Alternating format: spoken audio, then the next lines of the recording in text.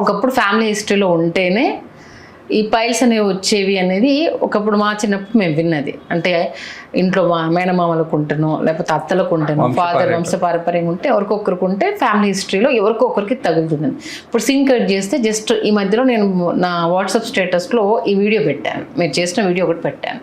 దాంట్లో చాలామంది కాలేజ్ అమ్మాయిలు మా సిస్టర్ డాటర్స్ వాళ్ళ ఫ్రెండ్స్ అందరూ చూసి ఆంటీ మాకు ఈ మధ్య వాష్రూమ్ వెళ్తుంటే మీరు చెప్పాక వీడియో చూసాము, లోపలికి వెళ్ళి బయటకు వచ్చేస్తుంది, అది పైల్స్ కిందకి వస్తుందా, మాకేం అర్థం కావట్లేదు. యూట్యూబ్లో సెర్చ్ చేస్తే ఒక్కొక్క ఏఐడితో ఒకలా చెప్తుంది, యూట్యూబ్లో ఒకలా చెప్తున్నారు, గూగుల్లో ఒకలా చెప్తున్నారు, అంతా కన్ఫ్యూజన్గా ఉంది. ఒకసారి మీ డాక్టర్ గారి దగ్గరికి వెళ్ళినప్పుడు లోపలికి వెళ్ళి బయటకు వచ్చేస్తుంది, బట్ మోషన్ నాకు ఫ్రీగానే ఉంది, ఇబ్బంది ఏం లేదు, బట్ అది ఎందుకు వస్తుందో తెలియట్లేదు, ఒకసారి కనుక్కోండి అని అసలు ఒక్క క్వశ్చన్ నన్ను మిమ్మల్ని అడగమని చెప్పింది. ఒకసారి దాని గురించి. ఏజ్ వచ్చేసి జస్ట్ 21-20 వాళ్ళ ఏజ్.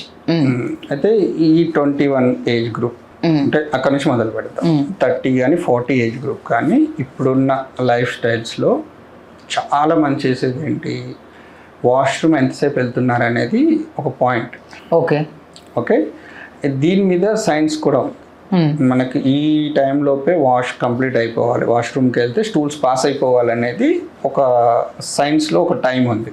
అంటే వాష్రూమ్కి వెళ్ళినాక నువ్వు కూర్చుంటే ఎంతసేపు కూర్చోగలగాలి ఆ రెస్ట్ సీట్ మీద అనేది ఒక టైం ఉంది. మనకు చాలామంది ఎంగేజ్లు ఉన్న వాళ్ళు ఏంటి అంటే వీళ్ళకు స్టూల్స్ పాస్ చేయడం టైం పడుతుంది. సో వాళ్ళు ఏం చేస్తారు, ఎక్కువసేపు రెస్ట్ సీట్ మీద కూర్చుంటారు, కూర్చొని ఖాళీగా ఉండడం ఎందుకు కదా అని డిఫికేట్ చేస్తూ ఉంటారు మల్టిపుల్ టైమ్స్. అది పడుతుందిలే కొద్దిగా వాళ్ళ కాన్సన్ట్రేషన్ ఏంటి అంటే మనకు స్టమక్ క్లీన్ అయిపోవాలి, మోషన్ పడిపోవాలి, అంతే. ఒక హాఫ్ అన్ అవర్ కూర్చున్నా కొద్దిగా పడిపోయినా పర్లేదు కానీ మొత్తం పడిపోవాలి అనేది వాళ్ళ ఆలోచన ఉంటుంది. అలా ఎక్కువసేపు కూర్చోవడం వల్ల, ఎక్కువసార్లు మనము ముక్కడం వల్ల ఆ రెక్టం ఏదైతే యానస్తో ఉంటుందో కొద్దిగా బయటకు వచ్చేస్తుంది.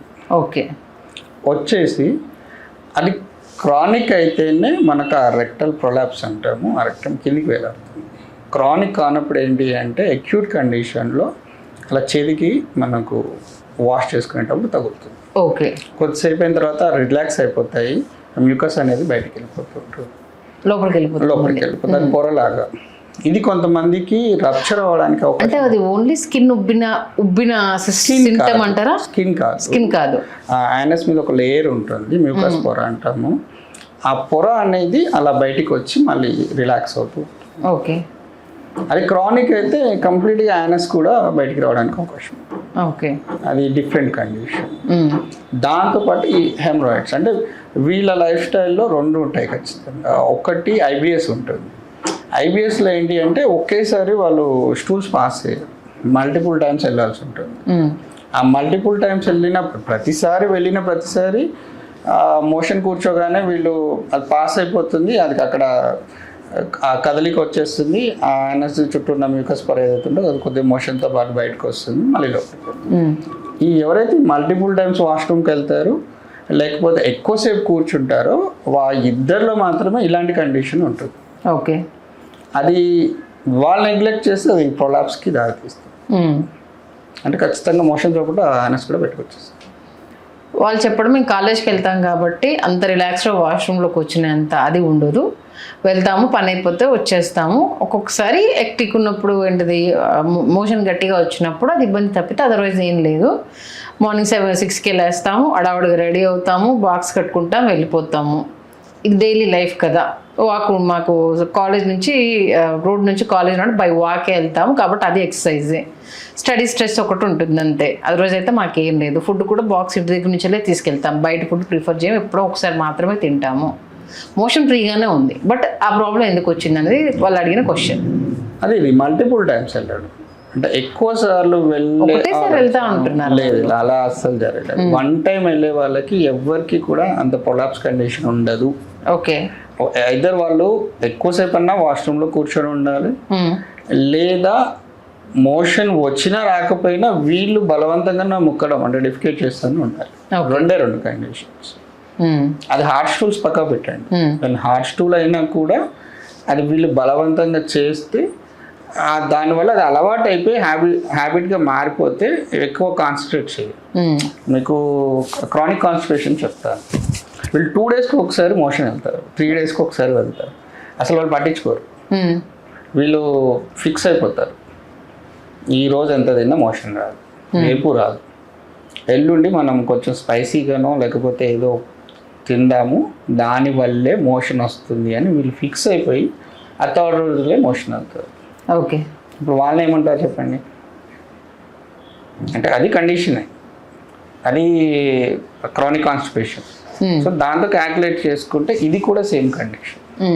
ఈజీగా మరి ఒకసారి వెళ్తున్నారని వాళ్ళు చెప్తున్నారు, ఆ కూర్చున్న 10 నిమిషాలు కూడా వీళ్ళు మోషన్ వెళ్ళడానికి ట్రై చేస్తున్నారా నేను అడుగుతున్నాను. ఓకే, ఆ కండిషన్ బట్టి అది డిసైడ్ చేయొచ్చు అనమాట.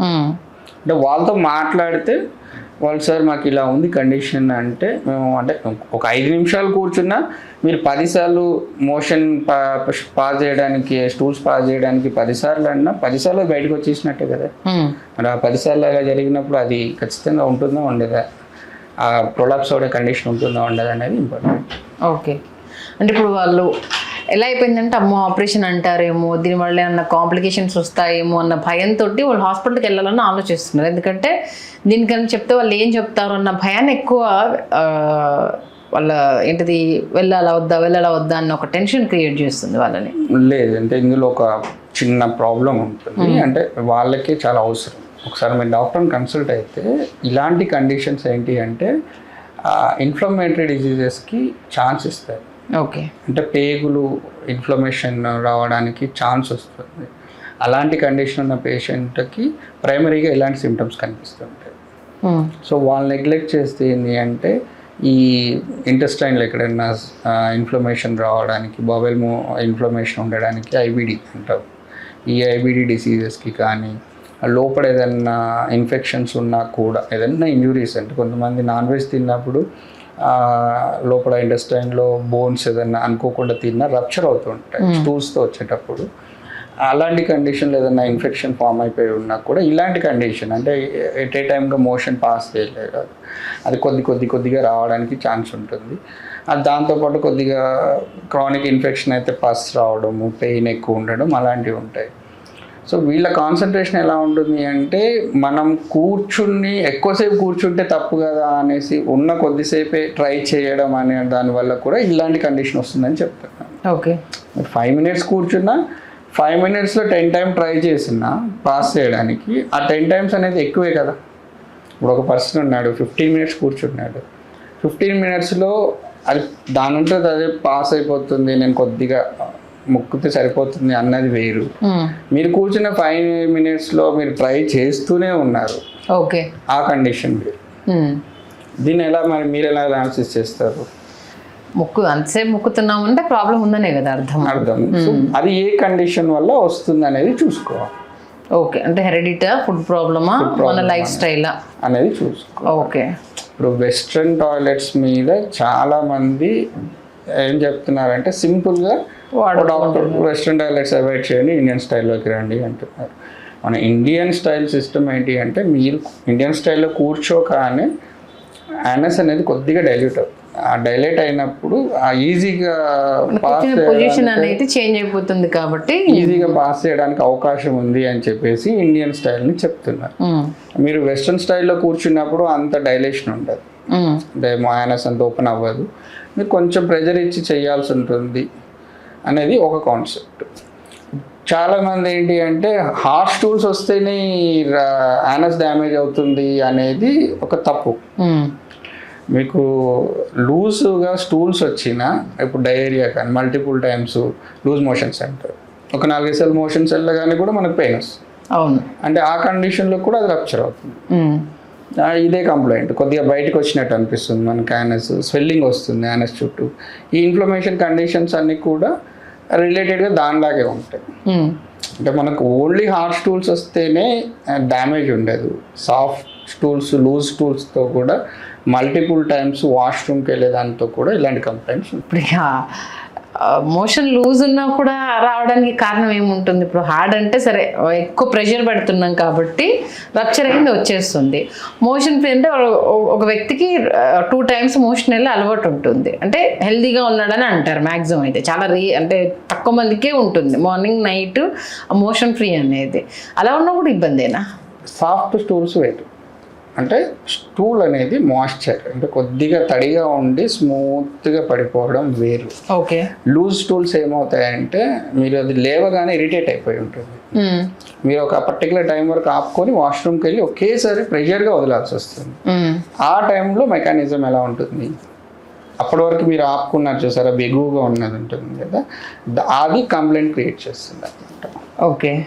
సో అది కూడా మల్టిపుల్, మీకు ఎన్నిసార్లు అంత లూజ్గా వస్తే అన్నిసార్లు ఒకేసారి ప్రెషర్ పడుతుంది దానిపైన. ఆ ప్రెషర్ ఇరిటేషన్ తగ్గించడానికి సర్జరీ చేస్తారు. ఓకే. అలోపతిక్లో, ఆయుర్వేదిక్లో అయినా దానికి ఒక సర్జరీ ప్రొసీజర్స్ అంటూ ఉన్నాయి మనకు. సో ఇది ఏంటి అంటే వాళ్ళు అందుకే అడుగుతారు, ఎంతసేపు నువ్వు ఆపుకొని వెళ్తున్నావు, ఫోర్స్గా వెళ్ళిపోవాల్సి వస్తుంది అనేది ఒక క్వశ్చన్. ఓకే. లేదు సార్, ఇప్పుడు చాలా మందిలో ఏంటి, వాళ్ళు స్టూల్స్ ఆపుకుంటారు మోషన్, అంటే బయటకు వెళ్ళడం ఇష్టం లేకునో, జర్నీలో ఉంటేనో, లేకపోతే వాళ్ళు బిజీ షెడ్యూల్ ఆపుకుంటారు. అవి కూడా క్రియేట్ చేస్తున్నాయని చెప్తున్నాం కదా, పైల్స్ కానీ, ఓకే, మనకి రెక్టమ్ కంప్లైంట్స్ కానీ ఇవన్నీ క్రియేట్ చేస్తుంది. అవి కూడా అని ఎందుకు చెప్తున్నాము, మీరు ఒక సింపుల్ ఎగ్జాంపుల్, ఎవరైనా ఒక 30-20 minutes మీరు మోషన్ ఆపుకో చూడండి, ఇమీడియట్గా చుట్టుపక్కల అంత పెయిన్ వస్తుంది. ఓకే. మీరు స్టూల్స్ నార్మల్గా వెళ్ళినా కూడా పెయిన్ వస్తుంది. ఎందుకంటే అక్కడ బ్లడ్ సర్క్యులేషన్ పెరిగిపోయి ఆ కండరాల మీద ఒత్తిడి పడిపోయేసి, ఎందుకంటే ఆ నిమిషానికి మనం కంట్రోల్ చేస్తున్నాం, ఆ ప్రెషర్ అలానే ఉంటుంది. మీరు సడన్ గా వదిలినా కూడా ఇమీడియట్ గా పెయిన్ వచ్చేస్తుంది. ఓకే. ఆ కండిషన్ ఎవరు మాట్లాడారు, ఏంటంటే మన వాళ్ళకి సింపుల్ గా అన్నట్టు చెప్తారు. నెరీ అని లూజ్ గా స్టూల్స్ వెళ్తే కూడా ప్రాబ్లమా సార్ అంటే, లూజ్ గా మీరు స్టూల్స్ పాస్ చేసినా కూడా ఆయనకు సంబంధించిన కంప్లైంట్స్ రావడానికి అవకాశం ఎక్కువగా ఉంటుంది.